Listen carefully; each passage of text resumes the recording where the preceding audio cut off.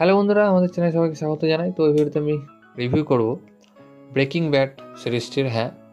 Breaking bad series. তো চলুন সময় নষ্ট না করে ভিডিওটি শুরু করা যাক।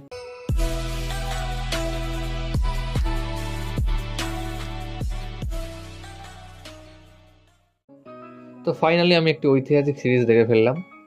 আপনারা ভাবছেন যে এত দেরি কেন হলো। অনেকই দেরি হয়ে গেছে, অনেক বছর পরে আমি সিরিজটি দেখলাম এবং সিরিজটি দেখতে খুব কষ্ট হয়েছে, বাট আমি সিরিজটি শেষ করেছি, এটাই আমার আনন্দ। আমার মতে সিরিজটি আমাকে 2014-15 দিকে দেখে নেওয়া উচিত ছিল, কারণ এখনকার সময়ে এসে সিরিজটি একটু ব্যাকডেটেড এবং খুবই স্লো। আমার লাইফে দেখা সবথেকে স্লো একটি সিরিজ। আমার কথাটি হয়তো অনেকের একমত নাও হতে পারেন, কারণ সিরিজটি যেহেতু একটি ওয়ার্ল্ড ক্লাস সিরিজ এবং ওয়ার্ল্ডের 1 নম্বর সিরিজ, বাট আমি বলবো যাদের প্রচুর ধৈর্য রয়েছে শুধুমাত্র তারাই এই সিরিজটি দেখবেন। আর আমার অনেক ধৈর্য ছিল বলেই আমি এই সিরিজটি দেখেছি। আর আমি এই কথাগুলো বলছি এখনকার সময় ভেবেই, কারণ এখনকার অডিয়েন্সরা একটু ফাস্ট পেস, একটু এনগেজিং সিরিজ দেখতে চায়। এই সিরিজটি সেটা একদমই না। এই সিরিজটি দেখতে গেলে, এর ভাইব পেতে গেলে আপনাকে ধৈর্য ধরে দেখতে হবে।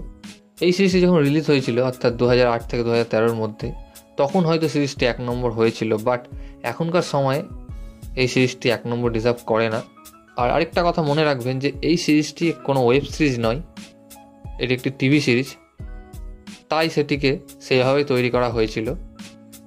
তা বলে আমি এটা বলছি না যে সিরিজটি খুবই খারাপ। সিরিজটি অবশ্যই দারুণ, এক্সট্রাঅর্ডিনারি একটি সিরিজ, তবে এখনকার সময় হিসাবে খুবই স্লো এবং ওভারহাইপড। সিরিজটি হিন্দি ইংলিশ দুটি ভাষায় অ্যাভেলেবেল রয়েছে নেটফ্লিক্সে। হিন্দি ডাবটাও বেশ ভালো, তবে আমি প্রেফার করবো এর অরিজিনাল ল্যাঙ্গুয়েজ ইংলিশে দেখতে। তো এর মোট 5টি সিজন রয়েছে, যেখানে 62টি এপিসোড রয়েছে। প্রতিটি এপিসোড প্রায় 47 থেকে 50 মিনিটের মধ্যেই। এবার আমি আসি এর স্টোরিতে। অবশ্যই ভিন্স গিলিগান বেশ ভালো একটি স্টোরি লিখেছে, আর তার থেকেও ভালো লিখেছে এই সিরিজের ক্যারেক্টারগুলি, এবং তাদের যে ক্যারেক্টার ডেভেলপমেন্ট সেটা দুর্দান্ত। এই সিরিজে প্রচুর ক্যারেক্টার রয়েছে, বাট আমি কেমিস্ট্রি টিচারকে হ্যাটস অফ জানাবো। তিনি দেখিয়েছেন the power of a common man, এবং তাই কেন বস ফর অল বসেস বলা হয় সেটাও আপনি এই সিরিজে দেখলে বুঝতে পারবেন। অর্থাৎ আমাদের ব্রায়ান ক্র্যানস্টনের কথা বলছি। দুর্দান্ত অ্যাক্টিং, কোনো কথা হবে না। জেসি অর্থাৎ আমাদের অ্যারন পল, তিনিও দারুণ। বলতে গেলে সব চরিত্রগুলি এখানে দুর্দান্ত, বাট আমি আগেও বলেছি সিরিজটি খুবই স্লো। সিজন 1, 2, 3 তো স্লো, 4টা ঠিকঠাক, এবং 5-এর এপিসোড 9 থেকে 16 হচ্ছে সিরিজটির মেন এপিসোড। কারণ এই এপিসোডগুলি দুর্দান্ত। এই রকম এপিসোডগুলি যদি প্রথম থেকে বানানো হতো তাহলে সিরিজটি ওয়ার্ল্ড ক্লাস তো ছিলই, তারও উপরে চলে যেত।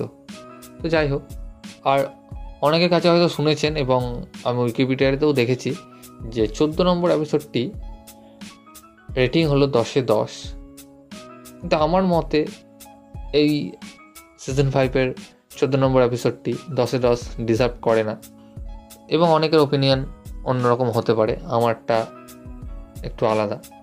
এবং আমি সিরিজটি থেকে এটা বুঝতে পারলাম যে যারা অতিরিক্ত থ্রিলার এবং সাসপেন্স সিরিজ বা মুভি দেখেন তাদের এই সিরিজটি এভারেজ লাগবে, আমার যেমন লেগেছে। ওভারঅল সিরিজটি একটি দুর্দান্ত সিরিজ, বেশ ভালো সিরিজ।